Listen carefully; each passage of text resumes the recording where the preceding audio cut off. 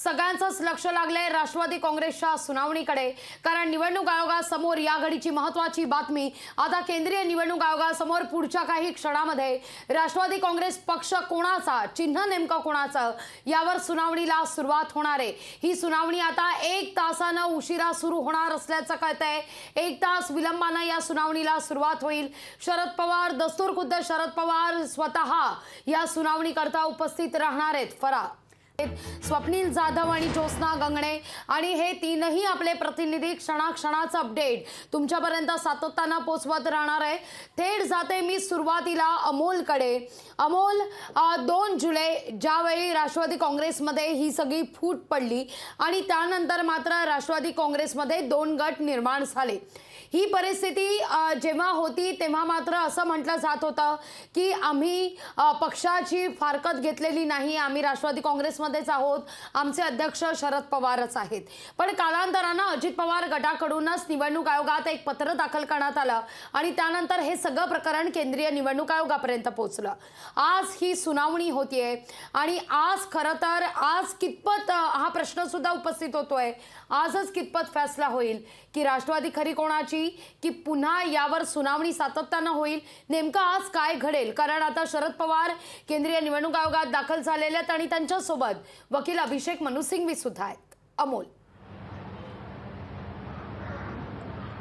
लाघवी एक आपण इथं नमूद करायला पाहिजे की आजच काही महत्त्वाचा निकाल निवडणूक आयोग देईल ही शक्यता फारच कमी आहे, कारण की जे शिवसेनेच्या बाबतीत झालेलं आहे तशीच दिरंगाई राष्ट्रवादी काँग्रेस पक्षाच्या बाबतीतही होऊ शकते असं तज्ञांचं मत आहे। आणि त्यामुळे आजचा जरी दिवस हा सुनावणीचा असला तरी आजच्या सुनावणीमध्ये काही फार महत्त्वाचं घडणार नाही, पुढची तारीख यामध्ये दिली जाईल असं देखील म्हटलं जाते। पण राष्ट्रवादी नेमकी कोणाची याची चर्चा अनेक दिवसांपासून सुरू होती। स्वतः शरद पवार म्हणत होते की आमच्या पक्षामध्ये फूट नाही, पण आता निवडणूक आयोगामध्ये ही लढाई सुरू झालेली आहे आणि त्यामुळे पक्ष आणि चिन्ह हे नेमकं कोणाचं आहे याबाबतची ही लढाई सुरू होत असताना काल दिल्लीमध्ये शरद पवार गटाची जी राष्ट्रीय कार्यकारिणीची बैठक पार पडलेली आहे त्याच्यामध्ये शरद पवार हेच आमचे राष्ट्रीय अध्यक्ष आहेत याबाबतचा ठराव मंजूर करण्यात आलेला होता आणि त्याची प्रत आहे ती सुद्धा केंद्रीय निवडणूक आयोगामध्ये देण्यात आलेली आहे। आणि त्यामुळे जयंत पाटील जसं म्हणालेले आहेत की आम्हाला बाजू मांडण्याची संधी द्या, पहिली बाजू आमची ऐकून घ्या, त्यानुसार आता काल जी भूमिका शरद पवार गटाने घेतलेली आहे,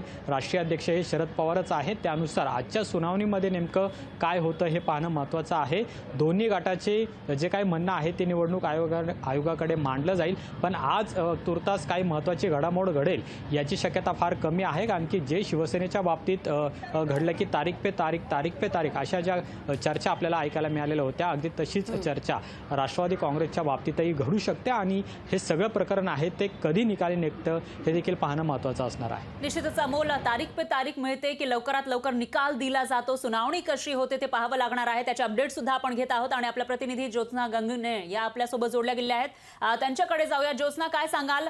खरं तर ही जी सुनावणी आहे ती 3 वाजता सुरू होणार होती, पण 4 वाजून गेले तरी सुद्धा सुनावणीला सुरुवात झाली अशी अपडेट आपल्यापर्यंत पोहोचलेली नाहीये। काय अपडेट्स आहेत सध्याचे?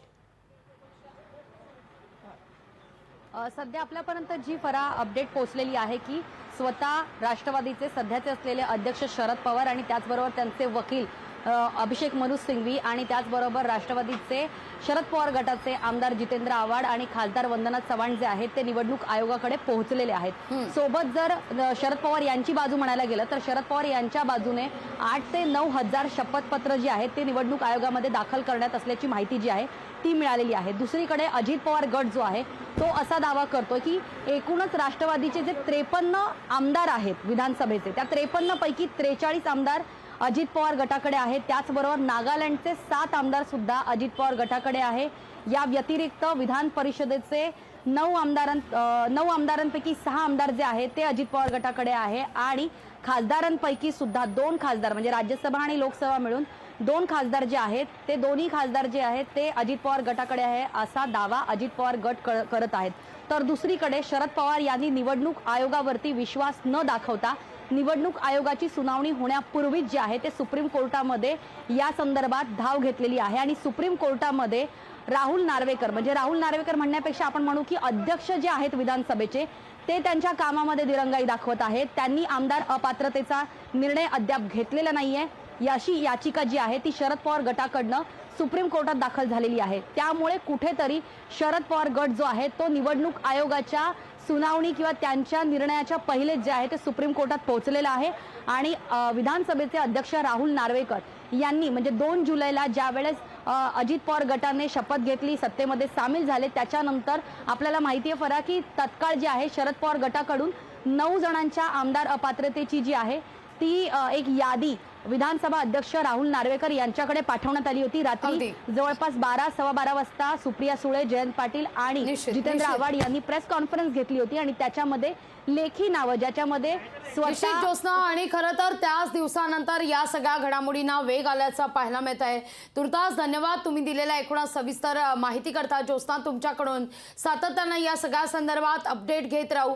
या घडीला काय महत्त्वाची बातमी आली आहे ती आपण फुल स्क्रीनवर पाहूया।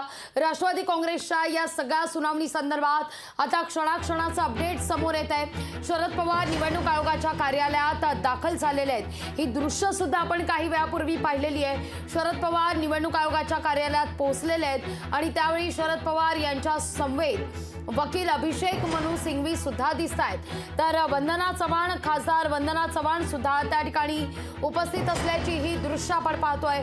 पुढच्या काही क्षणात आता या सुनावणीला सुद्धा सुरुवात होईल। राष्ट्रवादी काँग्रेस दादांची की साहेबांची हे आज जरी स्पष्ट होणार नसलं असं म्हटलं जात आहे।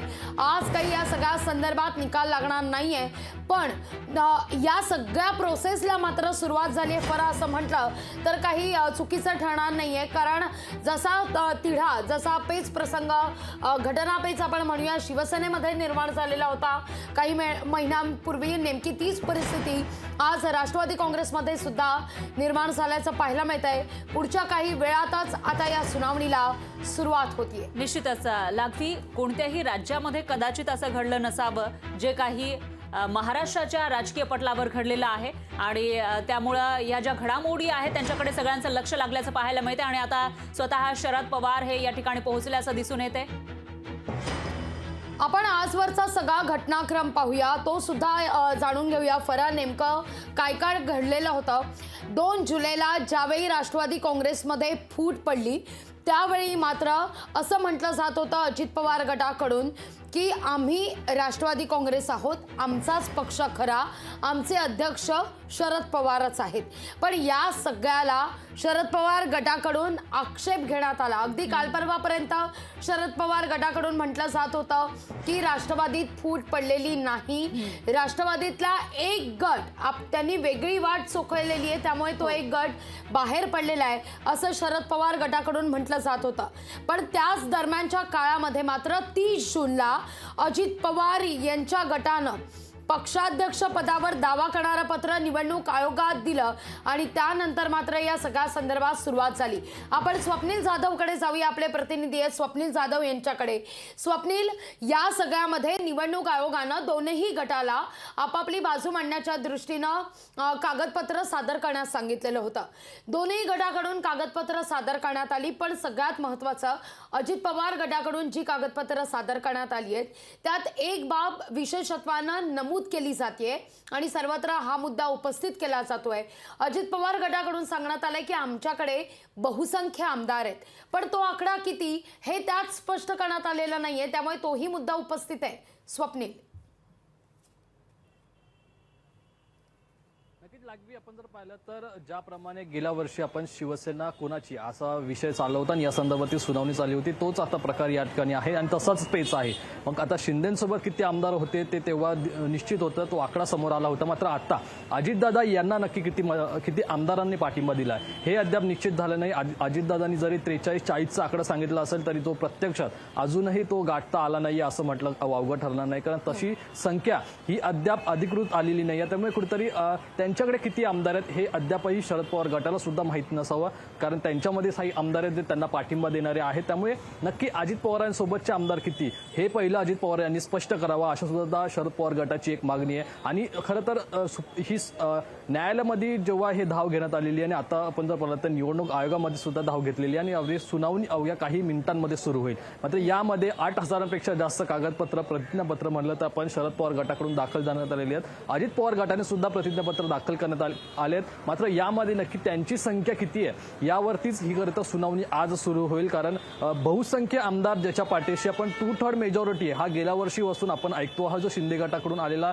हा शब्द असेल तो घटनेमध्ये आहे 2/3 मेजॉरिटी. जर अजित पवार गटाकडे 2/3 मेजॉरिटी असेल तर त्यांना हा पक्ष आणि चिन्ह हे मिळतं का पाहायला लागेल. कारण त्याच्या संदर्भातील सुनावणी आज होणार आहे आणि यामध्येच हे नक्कीच स्पष्ट होईल की आज अजितदादा यांच्यासोबत आज मितीस किती आमदार आणि किती विधान परिषदेचे सदस्य आहे हा आकडा आज समोर येईल. लागवी. निश्चित. स्वप्नील, तुर्तास धन्यवाद तुम्ही दिलेल्या एकूणच या सविस्तर माहिती करता. फरा आपण पाहतोय अगदी पुढच्या काही क्षणात या सुनावणीला सुरुवात होणार आहे. शरद पवार गटाची बाजू वकील अभिषेक मनु सिंघवी मांडतील तर अजित पवार गटाची बाजू नीरज कौल मांडणार आहेत. लोकशाही मराठी ऐका, पहा, जागरूक रहा.